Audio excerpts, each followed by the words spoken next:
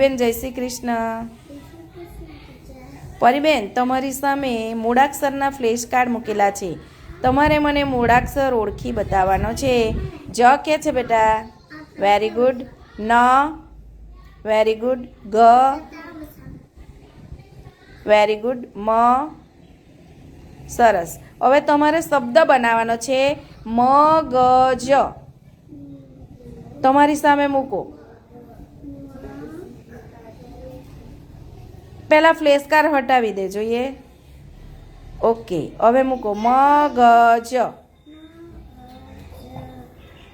જ મૂકો બેટા. હા, હવે વાંચો. મોટેથી વાંચો. સાથે બોલો.